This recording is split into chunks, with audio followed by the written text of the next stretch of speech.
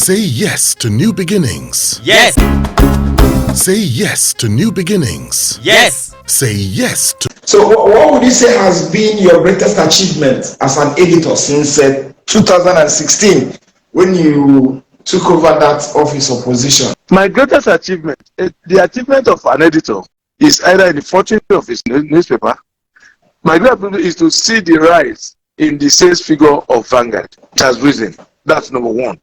If you are superintending or you are editing a paper that is shrinking, you are dead.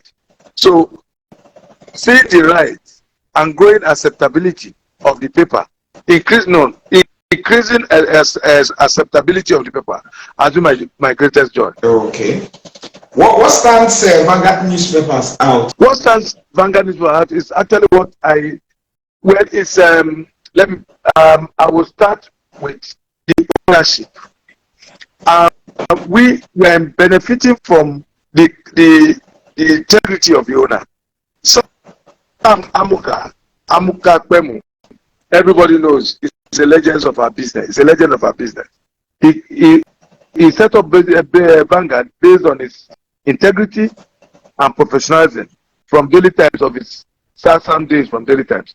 So we, his staff, who are like his children these days, we learn from that. So in Vanguard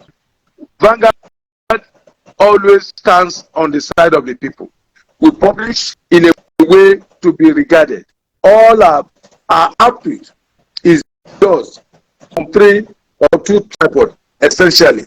Integrity, professionalism, and truth. So I think those 3 things judge us. Sometimes we get it wrong. Don't get me wrong. We are not perfect. We make mistakes. And we are also quick to apologize when we get it wrong. So I think those 3 things stand us out. And that's why even our partners, people who patronize us, recognize that when we get it wrong at times, they call the publisher, but sir, this is not you. This is not what you stand for. So he calls us, so we make an amends. Okay.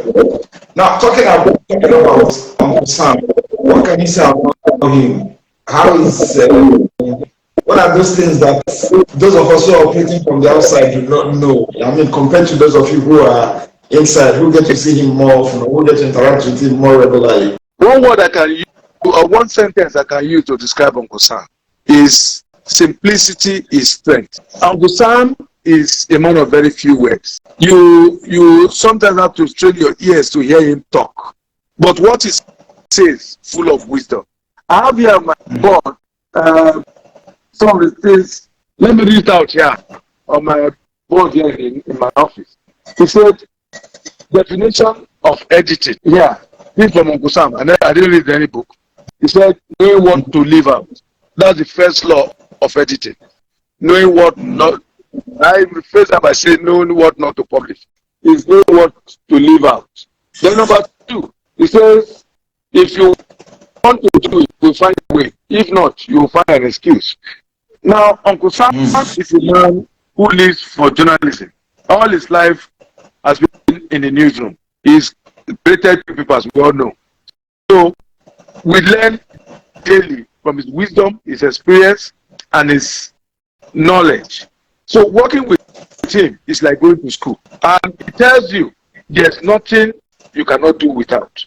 There's no story too big for you not to publish. Or there's no story that is too big that cannot be dropped. And it tells you clearly, no matter how big a story is, it can die because there will always be another day. And it tells you again that a new story lives for the day. Next day, you are reviewing yesterday, you say yesterday is gone. Tomorrow is another day. People will forget your weaknesses. Play up on your strength. It's a daily school listening to Uncle Sam. And I tell you, working for those of you who don't listen to Uncle Sam every day, you miss. Now, the news out there is that you're contesting for the Nigerian Guild of Editors presidency. As a matter of fact, people say you're one of the frontline contenders. Are you truly contesting for the presidency of the Nigerian Guild of Editors? If yes, why do you want to lead the Nigerian Guild of Editors? Absolutely. I'm contesting 100%. And I'll tell you, Azu, if you know me very well, you know that I'm not given to contestations like this. But the media industry is at a stage now where it's like politics, where they say politics is too important to be left to idiots or to politicians. The media industry is too important to be left to the uninitiated or people who do not understand it. Because those of us who live it daily, we know what we are going through. We know what the price of newsprint is. We know what the production cost is. We know the status of the essential issues facing the media today. Listen to Osam again, who was in the vanguard of setting up the Guild of Editors with his friends, Tony Momo and Co, Alajida Konde and Co. The reason they set up the Guild of Editors is to help our profession. And I honestly think for some of us who listen to Uncle Sam, who listen to his friends, we know that the Guild of Editors, it should be a tool to help the media. There are existential issues now confronting the media. We can't hide about that. It needs to be addressed. And I think I'm in the best position, based on my knowledge as editor, based on my experience talking to Uncle Sam, based on my experience being in the escrow of the Nigerian Guild of Editors. I'm very well equipped, very well armed to tackle the issue going forward. Okay. Now, I understand that the election will be coming up sometime in June, if I'm not mistaken. Why do you think journalists should give you their vote? Why do you think the editors should vote for you instead of the other people who are also interested in that position or who are also eyeing that position? As I just listed 3 things. I've spent 30-something years. I've spent 30-something years in the newsroom, uninterrupted, no break. Okay. And I've risen through the ranks. I rose through the ranks. So if you are in any profession, if you spend 30-something years in any profession, you are called an expert. Am I lying? Okay. I've risen to the editor of Vanguard. And I know, I attend management meetings in Vanguard. I know the media issues. And for people like Uncle Sam that we sit through, and I've attended meetings with other media owners, newspaper owners, broadcast TV owners. I know what they say, what they cry, what the things they say.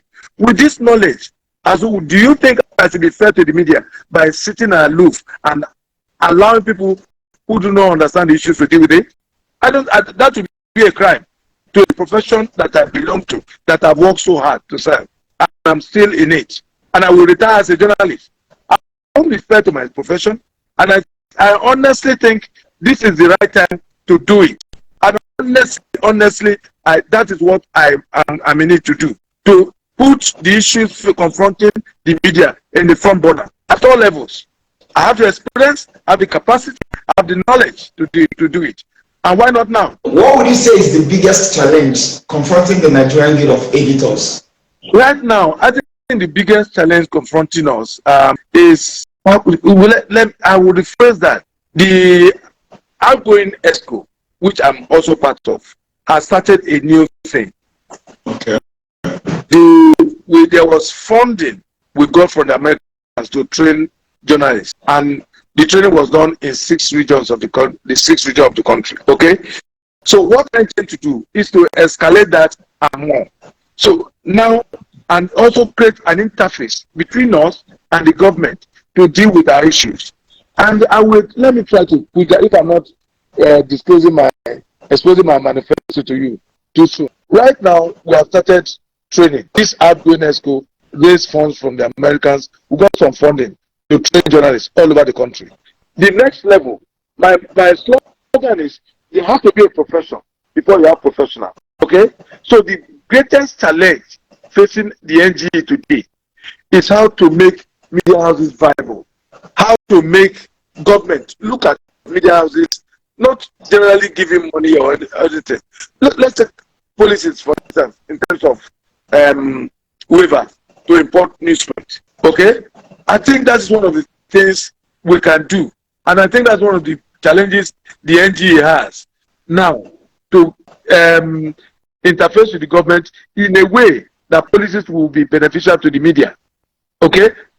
It's a good thing that there's an incoming government. Hopefully, that will be the next line of engagement. One of the biggest issues that we're having in the industry is the advent of the social media. You know, what is your take on that? You know, how do you think the professional journalists can wriggle out of that quagmire of fake news? Yes. Good. There's an expression. I didn't know this question was coming up, but there's an expression that the social media has come to stay. Make no mistake about it. In fact, there's a general feeling that the mainstream newspapers will soon die. I don't believe that. They will not die, but they will shrink. Now, the biggest challenge before us is to confront these social media players in their own turf and impose credibility on them. That's why today the digital platform of Vanguard is so huge that there's a huge special office we have created in Ilupeju. It's not something you can shy away from. The days of the monopoly enjoyed by the print is gone and gone forever. You have to confront the social media in their own terrain. How do you do that? You bring credibility to bear. You play.